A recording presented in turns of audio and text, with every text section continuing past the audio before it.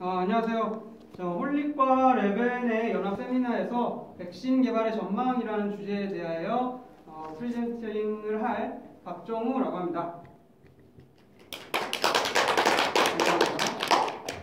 그래서 아까도 말씀드렸지만 주제를 굉장히 많이 고민을 했어요. 그래서 처음에 드린 주제는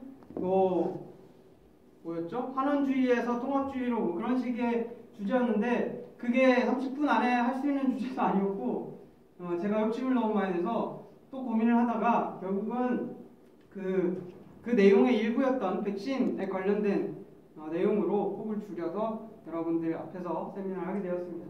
그래서 오늘 설명을 드릴 내용은 백신에 대한 소개, 백신의 개념에 대해서 간략히 소개를 드리고 역사적으로 백신이 어떻게 만들어져 왔는지에 대해서 또 간략히 설명을 드릴 것이고 본론으로 넘어가서 백신에 어떤 유형이 있고 최근에 어떤 유형의 백신들이 더 개발되고 있는지 어떤 기술이 새롭게 나타나고 있는지에 대해서 정리를 해서 간략하게만 설명을 드리겠습니다.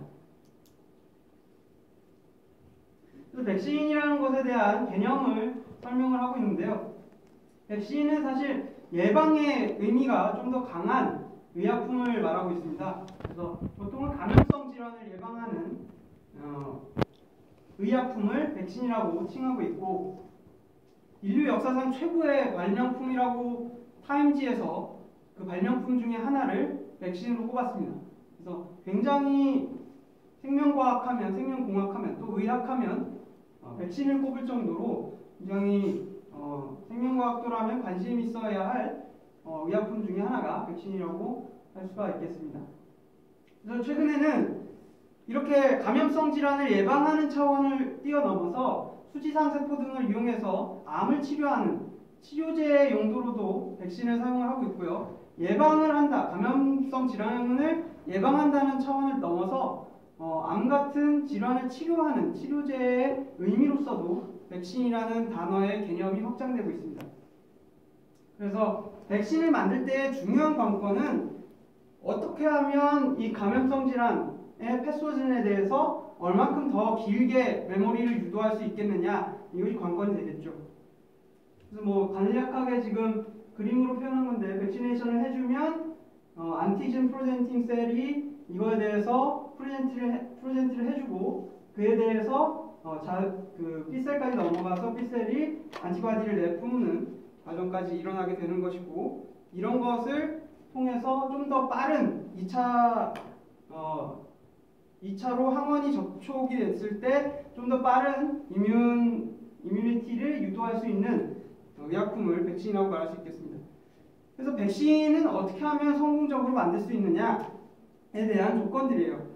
그래서 각 예방하고자 하는 질환에 대해서 효과적으로 그것에 적합한 면역 반응을 유도할 수 있어야 할 것이고 또 메모리 B셀이나 메모리 T셀을 오랜 기간 유지할 수 있도록 하는 강력한 면역 이뮤나이제이션이 필요합니다. 그래서 메모리 림포사이트가 보통 5% 정도가 형성이 되는데 그것을 최대한 5%에 가깝게 극대화하려는 것이 중요하게 될 거고요. 그래서 백시네이션을 해주게 되면 나이브 T셀이 그것에 대해서 APC, 안티젠 프레젠팅 셀이 사이토카인을 내보내면 그것과 관련해서 T셀이 반응을 하겠죠. 그렇게 해서 이펙터 T셀이 되면 얘네들이 사이토카인이나 키모카인을 내보내서 메모리 T셀이 되고 이 메모리 T셀이 나중에 2차로 접촉하는 항원에서 빠른 속도로 분화할 수 있도록 만들어주게 됩니다. 그래서 지금 그냥 라이브 T셀하고 메모리 T셀의 차이를 비교한 거예요. 보면은 그냥 아무런 접촉이 없었던 일반적인 T셀 같은 경우는 처음에 이 패소진이 접촉을 하면 21일 정도의 기간이 걸려서 항체를 만들기까지 과정이 걸립니다. 근데 두 번째로 접촉을 한 T셀 같은 경우는 그거보다 훨씬 빠른 기간 12시간 정도의 기간을 거치게 되고요. 그래서 그래서 이런 차이가 있다는 거죠. 훨씬 더 빠르게 이뮤나이제이션을 해줄 수 있고, 그리고 분비되는 키모카인이나 사이토카인을 보더라도 훨씬 더 강력한 면역 반응을 유도할 수 있다는 것을 알 수가 있습니다. 그래서 백신의 역사를 보게 되면 가장 오래전에 기록에서 발견된 백신의 유래는 기원전 430년이에요. 이때부터 백신의 개념이 나타나기 시작했습니다. 이때 개념은 뭐였냐면 천연두에 걸렸던 사람이 두 번째로는 안 걸리더라 하는 것에 대해서 기록이 남아있고, 이 이뮨 시스템에서 이뮨은 이뮤니스라는 말에서 유래가 됐는데, 이뮤니스는 그 라틴어로 세금을 면제하다라는 뜻을 뜻합니다. 그래서 이뮨이라는 것은 역병에 면한다는 것이죠. 그래서 이뮤니스에서 유래가 된 말이고, 그래서 18세기 말에 에드워드 제너라는 사람이 이 현상을 처음으로 의학화시킵니다. 그래서 에드워드 제너가 천연두를 예방하기 위해서 소의 퍽스죠. 소의 그 고름 덩어리를 흡입을 하게 해서 천연두 백신을 만들게 됩니다. 그리고 1880년경에 파스테르가 이것을 좀 더 제약화시켜서 양의 탄저병이나 아니면 닭의 콜레라, 그리고 휴먼의 광견병 예방을 위한 백신을 개발하게 되고요. 1914년에 백일해, 1926년에 파상풍, 1952년에 소아마비, 그다음에 1982년에 B형 간염에 대한 백신이 개발되면서 지속적으로 굉장히 빠른 속도로 백신의 개발이 촉진이 되었습니다. 그래서 백신과 관련된 연구만 해도 노벨 의학상 수상자가 25명에 이를 정도로 이 백신 분야에 대한 연구는 굉장히 유망이 깊고요. 이건 파스테르가 한 연구를 그림으로 표시한 건데, 그냥 개대비양을 좀 많이 한 약화된 병원체를 닭한테 한번 접촉을 해줘서 살아남은 애들한테 다시 접촉을 해줬더니 그 다음부터는 안 죽더라 하는 내용을 그림으로 표시한 겁니다. 그래서 이거는 백신의 역사를 표로 간략하게 나타낸 건데, 광견병에서 시작해서 스몰폭스에서 시작해서 라비스, 그다음에 화상풍이라든지 아니면 폴리오, 소아마비까지 해서 쭉 백신의 개발이 이어지고 있습니다. 이거 백신을 만들면서 이 백신학자들이 예전부터 많은 고민을 했어요. 과연 이 백신 이뮤니티는 어디서 발생하느냐, 이거를 알기 위해서 이게 혈액에서 오는 건지 아니면 혈청에서 오는 건지에 대해서 굉장히 많은 궁금함을 가지고 있었는데, 아니면 세포에서 오는 것인지, 결과적으로는 휴머럴 이뮤니티와 세포성, 셀룰러 이뮤니티가 둘 다 작용하는 것을 밝혀냄으로써 세포도 작용하고 혈청도 작용한다라는 것을 알게 되었고, 림포사이트, 림프구나 파고사이트, 그 다음에 백혈구 관련된 그런 세포들이 분비하는 솔러블 미디에이터스, 안티바디나 사이토카인, 컴플리먼트, 보체계라든지 인플레메이터리 미디에이터, 염증 반응을 일으키는 이런 팩터들에 의해서 면역 반응이 최종적으로 유도가 된다는 사실을 결과적으로는 백신학자들이 밝혀내면서 백신의 개발이 곧 사실은 면역학의 발전이라고 볼 수 있을 정도로 백신의 개발과 면역학의 발전은 연관성이 굉장히 깊습니다. 그래서 백신이 어떤 순서로 발전이 되었느냐, 개발이 되었느냐라는 것을 보게 되면, 그 처음에 말했던 천연두에 관한 백신 같은 경우는 라이브 백신이죠. 생백신으로서 살아있는 패소진을 그대로 넣어주는 것이고, 그 이후로 약독화를 시키거나 어테뉴에이티드 하거나 인액티베이티드, 불활성화를 시키는 백신이 개발되게 됩니다. 이거는 물리적으로 만드는 것이고, 개대변을 계속함으로써 약독화시킨 거죠. 그래서 이런 기술을 가지고 백신을 만들다가 아예 킬드, 사멸화시키거나 서브 유닛, 그 병원체의 톡소이드, 외독 독소라든지 아니면 폴리사카라이드, 표면에 있는 막단백질에 있는 다당류라든지 아니면 당단백질을 가지고 서브 유닛, 걔네들만 집어넣어줘서 걔네들에 대한 항체를 만들도록 하는 그런 백신들이 개발되었습니다. 그 후로는 이제 그냥 물리적으로 만들었던 라이브 백신이나 어테뉴에이티드 백신을 뛰어넘어서 그 시험관 내에서 돌연변이 균수를 분리해내고 그를 통해서 약독화 생백신을 만들어내는 그런 기술이 개발되게 되었고요.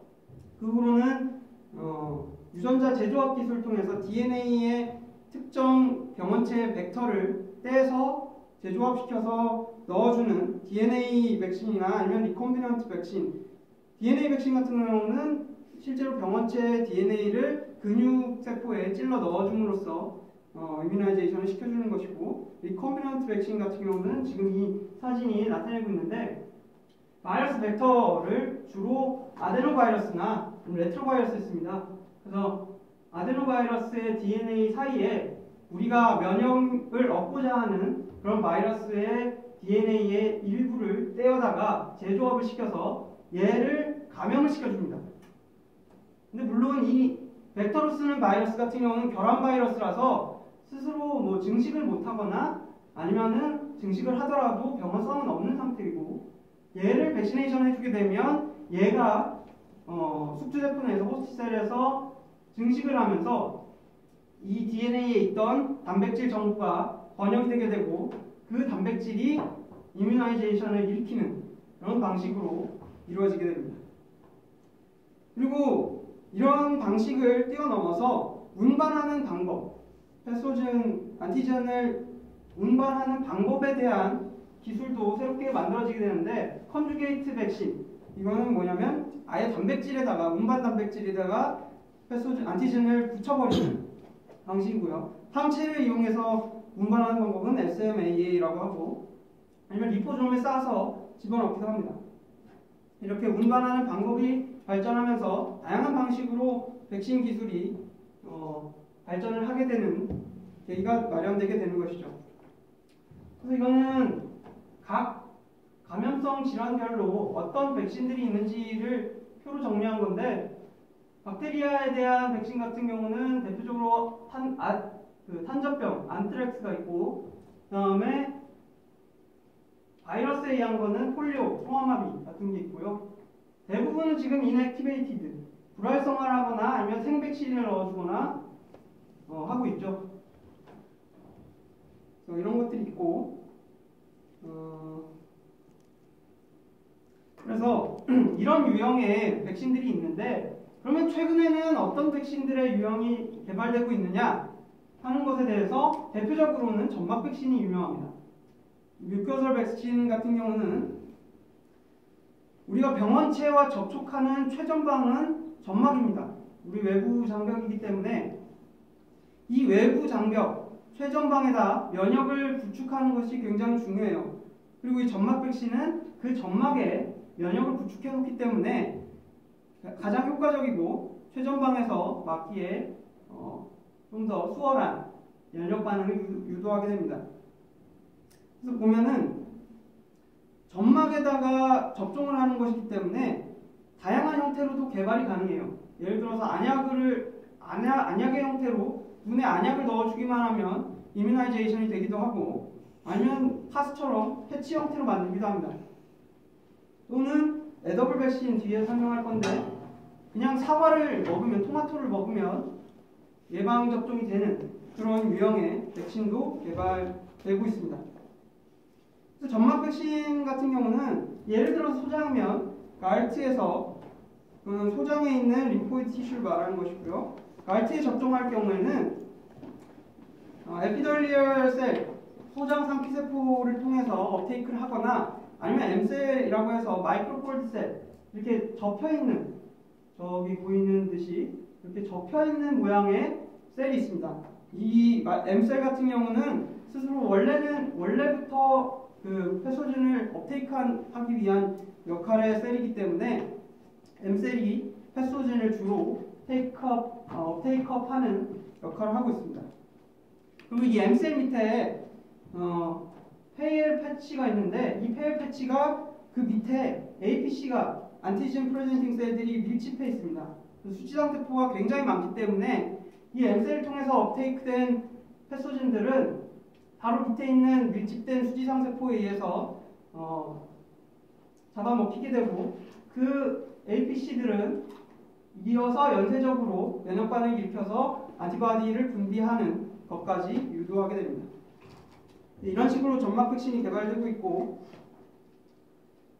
점막에서는 특별하게 SIGA, Secretory IgA가 분비가 됩니다. 그래서 소장 상피세포로 바로 IgA가 분비되기 때문에 더욱더 최전방의 면역을 구축하기가, 방어를 구축하기가 좋은 형태가 되겠습니다.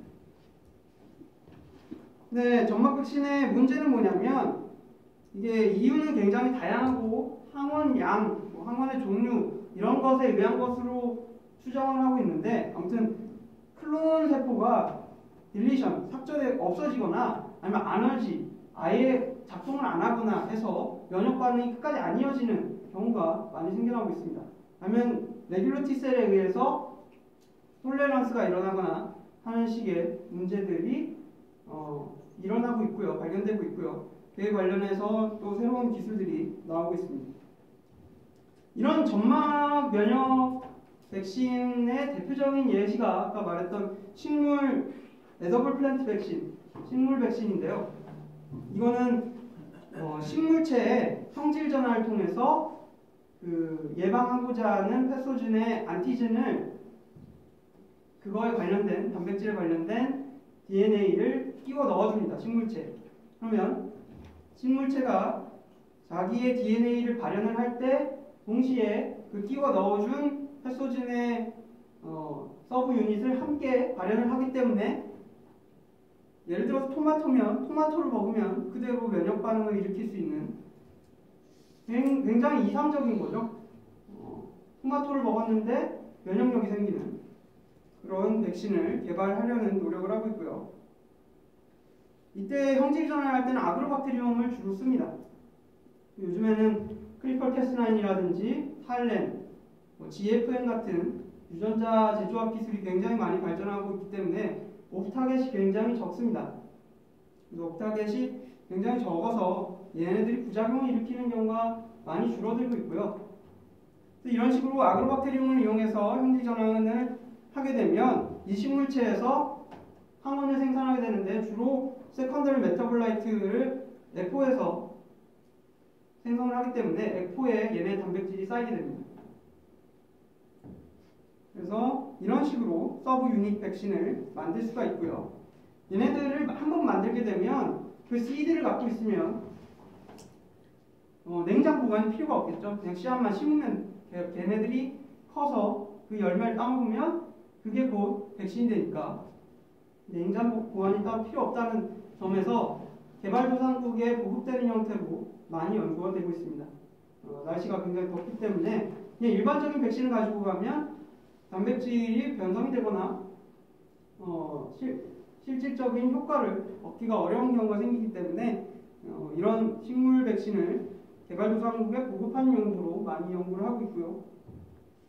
또 그냥 시드만 만들게 되면 이 재조합을 하는데 시간이 좀 오래 걸려서 그렇지 이게 재조합이 성공을 하면 거의 밀리그램 단위로 항체를 생성하거나 백신의 항원을 생산할 수가 있습니다. 그래서 효율성이 굉장히 좋고 그래서 가격을 생산을 하는데 생산 비용이 굉장히 저렴한 그런 장점을 가지고 있습니다. 나노마이셀을 이용한 백신도 요즘 굉장히 많이 연구가 되고 있는데 이 나노마이셀을 이용한 백신은 대한민국의 한국생명공학연구원 부하령 박사님께서 주로 연구를 하고 계시고요. 그냥 뭐 어렵게 생각할 거 없이 마이셀, 감마 PGA라는 마이셀을 만들어서 그 안에다가 패소진, 안티진을 넣고 얘를 가지고 셀을 투과시켜서 통과시켜서 이뮤나이제이션 하도록 만드는 겁니다. 그 감마 PGA 같은 경우는 수용성이고 생체 친화성이고 또 생체 내에서 분해가 되기 때문에 이런 이점을 가지고 있어서 안전성에 대한 문제가 굉장히 유리한 이점을 가지고 있죠. 그래서 PGA를 가지고 이런 마이셀을 어셈블리하고 그 안에다가 안티젠을 로딩시키면 얘네들을 접종시켰을 때 이뮤나이제이션을 할 수 있게 되는 겁니다. 마이셀이기 때문에 얘네들이 통과하는 능력이 아까 말했던 점막 백신보다 훨씬 좋습니다. 그래서 나노마이셀을 사실 점막 백신에 쓰게 되는데 일반적인 그냥 안티젠을 접촉시키는 형식의 점막 백신보다는 이런 식으로 효과적으로 나노마이셀에 싸서 이용하는 백신들이 많이 개발되고 있겠죠. 그리고 또 이렇게 만들어진 백신에 의해서 접종을 하게 되면 실제로 생체 내에서 항체의 역가가 굉장히 높습니다. 일반적으로 나노마이셀에 싸지 않은 것보다는 27배에서 28배까지 훨씬 더 항체 역가가 높은 효과를 가지게 됩니다. 그리고 아까도 말을 했지만 백신을 감염성 질환을 예방하는 차원을 넘어서서 암을 치유하는 용도에까지 개념을 확장해서 쓰고 있는데요. 예를 들면 수지장세포를 이용해서 항암 백신을 만드는 경우가 있습니다. 이게 굉장히 많이 연구가 되고 있는데 요즘에 수지장세포 같은 경우는 인네이트 이뮤니티와 아댑티브 이뮤니티의 중간 다리 역할을 하고 있기 때문에 전염성 질환 쪽으로도 쓰기가 좋고 암 쪽으로도 쓰기가 좋습니다. 그래서 최근에는 이 수지장세포 쪽에 연구를 하려는 시도가 굉장히 많이 이루어지고 있고 재작년인가 슈타인먼 교수님이 돌아가셨죠? 슈타인먼 교수님이 수지장세포를 발견한 이후부터 급증적으로 수지장세포에 대한 연구가 늘어나고 있고 그 산물 중에 하나가 이 수지장세포를 이용한 항암 백신입니다. 수지장세포를 이용한 것이 어떤 점에서 굉장히 이점을 가지냐면 수지장세포는 우리 몸 안에 있는 것을 쓰는 것이기 때문에 통합주의적인 치료법을 원래는 그 세미나 주제를 하려고 했었는데 우리 몸에 있는 것을 써서 부작용이 적고 효과도 일반적인 획일화된 치료법, 방사선을 쓰거나 아니면 항암제를 쓰거나 하는 것보다 훨씬 더 효과가 좋습니다. 그래서 메커니즘을 간단히 말하자면 우리 몸의 골수, 본메로나 아니면 혈액에서 모노사이트, 단핵구를 빼냅니다. 그걸 분리해서 시험관으로 옮겨가서 IL-4 등으로 활성화시킵니다. 얘를 활성화시키면 워처셀이 되게 되는데 워처 덴드라이틱 셀에 튜머 안티즌, 암의 항원을 인식을 시켜줘서 얘가 다시 우리 몸으로 들어왔을 때 이 암세포들을 공격할 수 있도록 유도를 시킵니다. 이 과정에서 요즘에 지놈 에디팅이 많이 뜨고 있는데 지놈 에디팅 기술을 쓰고 있고요. 지놈 에디팅은 아까도 말했던 대로 크리스퍼 캐스9이 2013년에 개발된 이후로 옵타겟 이펙트가 굉장히 낮아져서 이거를 진 에디팅 하기도 굉장히 좋고 부작용도 적게 됩니다. 그리고 이거는 성균관대학교의 김지훈 교수님이 연구하고 네이처에 논문을 내신 건데 다공성 미세막대를 이용한 3D 백신이라는 것도 요즘 굉장히 핫한 이슈로 떠오르고 있습니다. 백신올로지에서. 어떤 내용이냐면 MSR이라는 미세막대, 실리카로 만든 미세막대를 이용해서 식염수에다가 간단히 말하면 케모카인하고 사이토카인을 섞어줍니다. 또는 약물, 그 치료에 맞는 약물이나 아니면 백신일 경우는 항원을 집어넣을 수 있는데 얘네들을 함께 혼합해서 우리 몸에 주입을 하게 되면 이 백신이 우리 몸에서 확산이 되게 됩니다. 그러면 이 안에 있던 키모카인이 주변에 있는 덴드라이틱 셀을 키모텍시스라면서 불러들이게 되고 얘네들이 우리 몸 안에 들어가게 되면 저렇게 송량개비가 쌓이듯이 구조물을 이루게 되는데 그 구조물 사이사이로 키모텍시스가 일어나면 수지장세포가 들어가서 이 구조물 사이에서 사이토카인을 넣어주게 되면 성숙되거나 아니면 원하는 약물을 넣어주거나 항원을 넣어줄 경우에는 이뮤나이제이션이 돼서 성숙되어서 밖으로 나가게 되는 형식의 3D 백신이 요즘 새롭게 떠오르고 있습니다. 이 백신에 대한 위력은 역사가 증명을 하고 있습니다. 실제로 지금 이 그래프들을 보면 각 질환들이 백신이 만들어진 후에 얼마만큼 줄어드는가를 표로 나타내는 건데, 대표적인 예가 천연두입니다. 천연두는 사실상 WHO에서 정말 그 천연두와의 전쟁을 종식했다라고 선포할 정도로 정복이 된 질환인데, 그 주역이 이 백신이죠.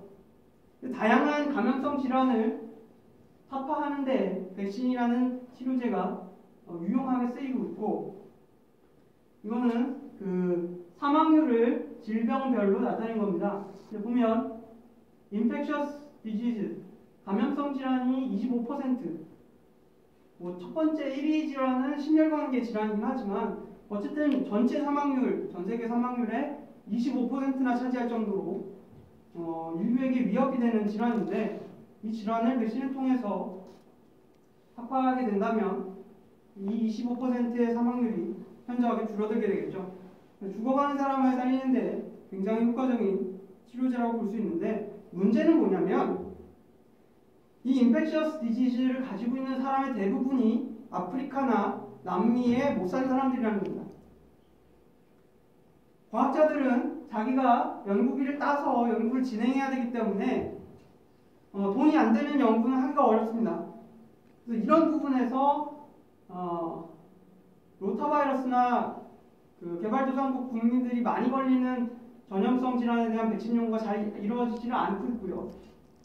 이런 문제가 이루어지고 있고, 과학자들이 실질적으로 돈 되는 백신 연구는 뭘 하냐면 선진국 국민도 걸리는 C형 감염이나 에볼라 같은 경우는 변종이기 때문에 위험해서 요즘 뜨고 있는 건데, 아니면 에이즈, 사우스 같은 것들은 선진국 국민들도 걸리는 질환이기 때문에 이쪽 질환으로 많이 연구자들이 연구를 하고 있고요.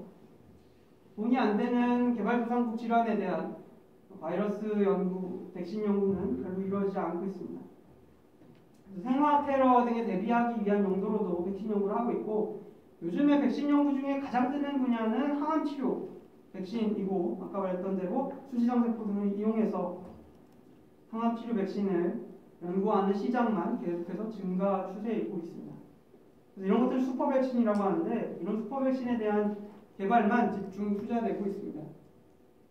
그래서 결과적으로 제가 말씀드리고 싶은 것은, 여기서 백신 연구를 얼마나 많은 분이 하실지는 모르겠지만 돈 되는 연구만 과학자들이 찾고 있기 때문에 이런 백신 연구가 개발도상국 국민에게 적용하기가 굉장히 어렵습니다.